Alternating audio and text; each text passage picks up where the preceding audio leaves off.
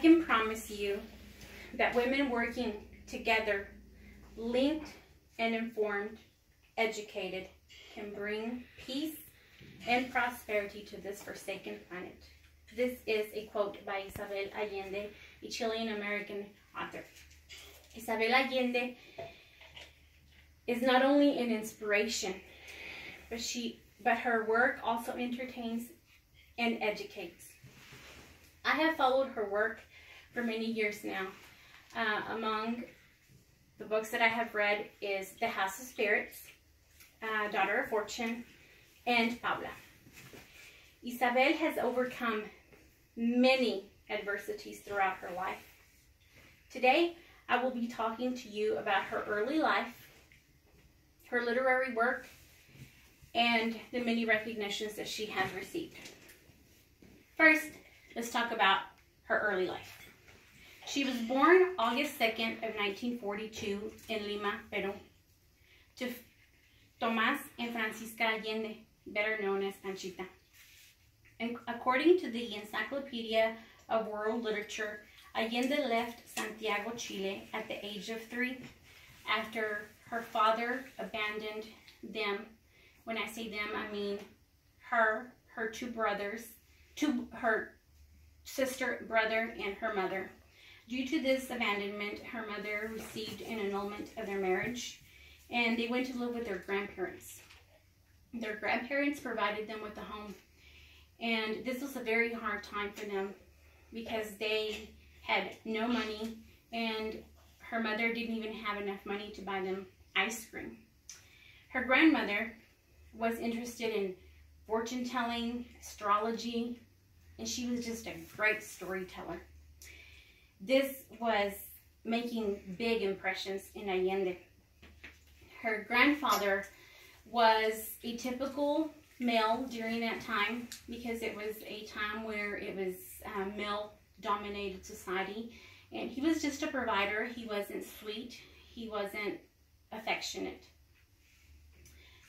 It was probably during this time that Allende realized that she was a feminist because she didn't want to be like her mother. She didn't want to be like her grandmother. She wanted to be more like her grandfather because he had the freedom and he had more than the females that were around her. Her mother remarries in 1953, and Isabel attends school in Bolivia. In 1962, she marries Miguel Frias and has 2 children. In 1963, she has Paula, and in 1966, she has Nicolas.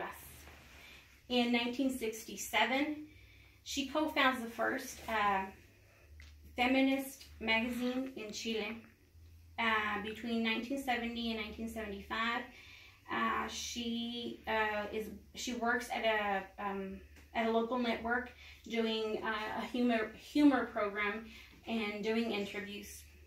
In 1973, Salvador Allende, president of Chile at the time, dies, or as many people believe, is assassinated.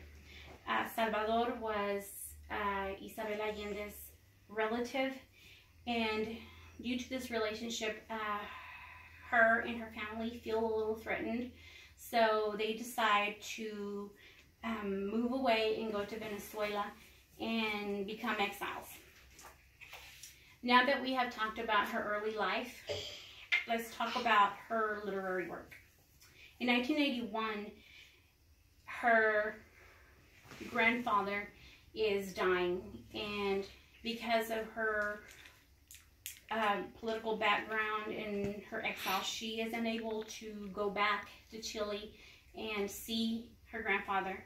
So she begins to write him a letter, which later becomes the basis to her first novel, The House of Spirits, which was published in 1982, and 3 other great novels follow. Among her best work is The Daughter of Fortune, Eva Luna, and Paula. She also writes books for young children later in life. According to the National Book Foundation, some of her books are noted for their dramatic qualities of romance and struggle. Allende calls her style realistic literature. Now that we have talked about her early life and her literary works, let's talk about her recognitions. She was recognized by the Latin American Herald Tribune as the world's most widely read Spanish language writer.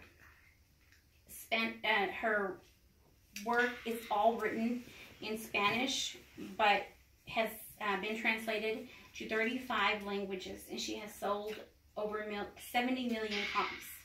According to author writer biography, Allende has feminist force in Latin America's male-dominated literary world.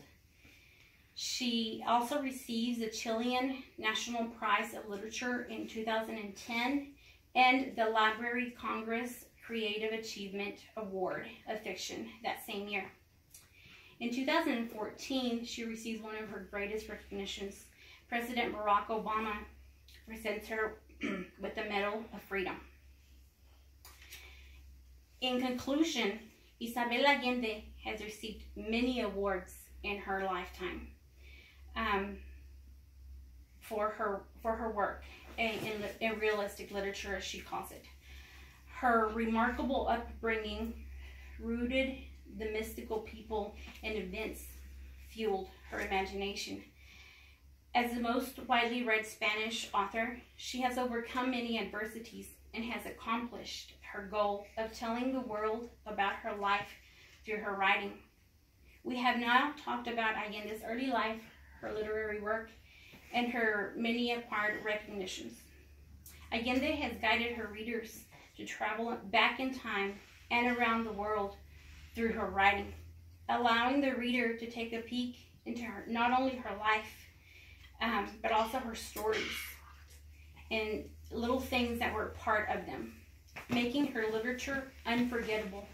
And as Isabel Allende says, write what should not be forgotten.